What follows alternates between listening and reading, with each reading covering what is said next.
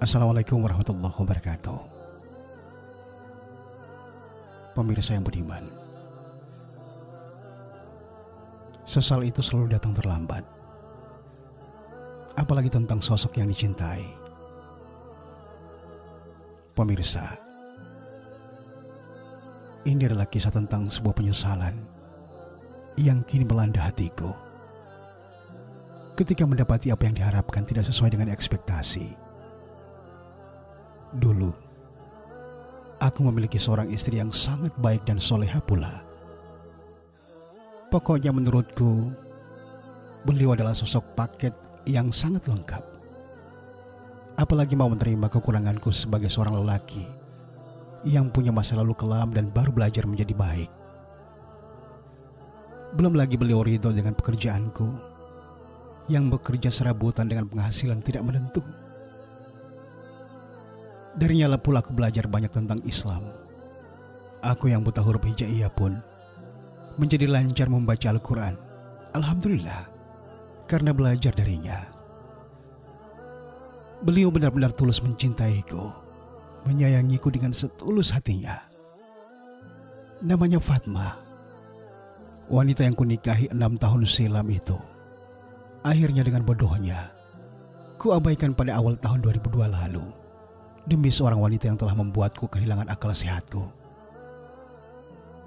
Dek, izinkan kakak menikah lagi.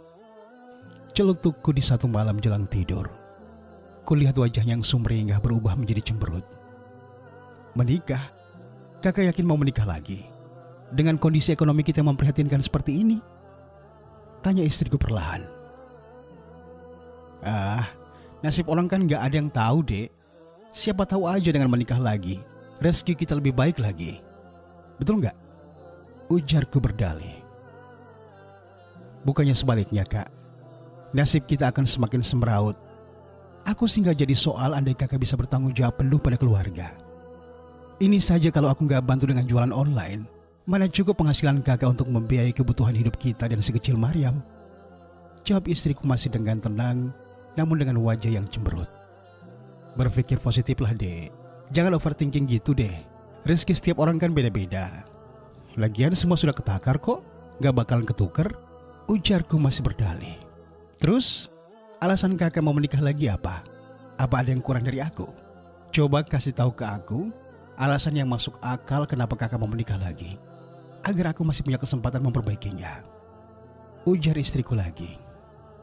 Ya, kan biar ada yang menemani kamu, Dek, ngurus kakak. Biar kau tidak kecapean. Lagian, laki-laki nikah lebih dari satu tuh kan gak ada salahnya, Dek. Jawabku santai. Oh, jadi menurut kakak, aku gak bisa ngurus kakak gitu? Terus yang aku lakukan selama ini kurang? Anak udah ada. Sarapan pagi, makan siangmu, makan malammu, cuciin bajumu dan lain-lain. Emang masih kurang semuanya, Kak? Kalau memang kakak sayang sama aku, mungkin baiknya kakak beliin aku mesin cuci, kompor listrik, atau sewa ART gitu. Kenapa harus menikah lagi, Kak? Jawab istriku panjang lebar. Sudahlah, nanti kita bahas lagi. Capek aku.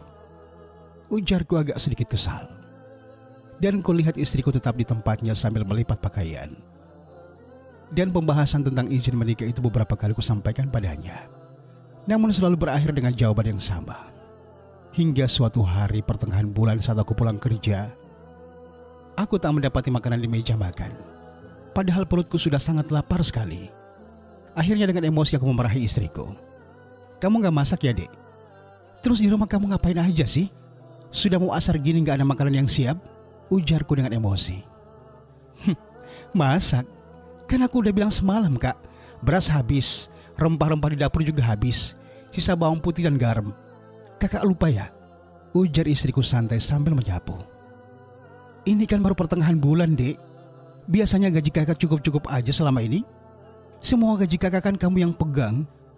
Tanyaku emosi. Iya, Kak. Tapi jujur ya, aslinya gaji kakak tuh habisnya tanggal segini. Sisanya pakai uangku, Kak. Pakai uangku sendiri untuk menutupinya. Selama ini aku gak ngeluh ya, karena aku tuh menghargai kakak. Gak mau kakak tersinggung. Gaji kakak tuh 1 jutaan sebulan yang kakak kasih ke aku. Jadi mana cukup? Aku tuh udah 5 tahun bersabar dengan semua ini, Kak. Jawab istriku perlahan. Mana mungkin gak cukup, Dek? Kita hanya bertiga loh di rumah ini. Ujarku masih dengan nada kesal. Kak, sekarang itu semua barang dan kebutuhan pada naik. Kakak ngarep semua bisa terpenuhi dari gaji kakak itu. Bayar listrik, beli beras dan kebutuhan dapur. Apa kakak kira cukup? Jawab istriku mulai dengan nada yang tak biasa. Terus, kenapa kau nggak pakai uangmu dulu seperti biasa untuk menutupi kekurangan yang ada? Tanyaku agak mereda. Enaknya di kakak dong. Aku dan Mariam ini tanggung jawabmu, Kak. Semua gaji kakak itu hanya habis untuk kebutuhan rumah tangga kita. Nggak ada sepeser pun aku pakai untuk keperluan pribadiku. Kebutuhan Mariam tuh aku yang talangi, Kak. Baju-baju aku dan Mariam juga aku beli dengan uangku sendiri. Hasil pendapatanku jualan online, Kak. Jawab istriku lagi. Nah, gunanya istri itu saling menopang, Dek. Aku ini sudah maksimal berikhtiar di luar sana. Kalau pendapatanku masih segitu, disyukurilah. Kau kan juga istriku. Ujarku lagi. Nah, kakak aneh deh. Baru segitu aja sudah membelas. Terus ngotot mau menikah lagi. Aku dan Mariam aja belum maksimal kau nafkahi, Kak. Malah mau menambah beban baru. Makanya, Kak, kalau punya niat setinggi langit tuh, maksimalkan ikhtiarmu. Yang akan kau nikah itu anak gadis orang loh, Kak. Mau dikasih makan apa kalau tanggung jawabnya sudah beralih padamu? Jawab istriku merasa menang. Jangan samakan dengan itu, Dek. Mungkin rezeki kakak hanya segini saat bersamamu. Kali aja akan lebih baik bila bersama orang lain. Karena rezeki orang tuh beda-beda ya. Jawabku tak mau kalah. Ya udah, aku nggak mau berdebat, Kak. Karena persoalan ini sudah sering kakak bahas. Aku nggak ngelarang kakak menikah lagi. Tapi dengan syarat, kakak harus ceraikan aku. Supaya kakak nggak terlalu terbebani.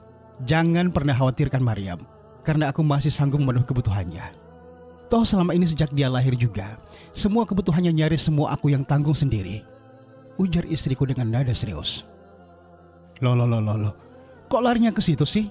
Aku tuh mau menikah lagi, bukan berarti akan menceraikanmu. Kita masih akan sama-sama kok membesarkan Mariam. Jawabku dengan nada meninggi. Kakak ini gimana toh? Hidup kita tuh serba kekurangan, Kak. Kalau kakak nikah lagi, berarti kakak harus lebih bertanggung jawab pada orang baru selain aku dan Mariam. Lah, ini aja kakak udah terseok-seok menafkahi kami. Jadi kalau kakak ngotot mau menikah lagi, aku nggak apa-apa, Kak. Santai saja. Hanya saja, aku mau kakak ceraikan aku. Agar kakak nggak berat bebannya setelah menikah. Aku nggak mau makan hati ya, Kak. Aku udah ikhlas. Silakan menikah lagi. Ujar istriku menimpali.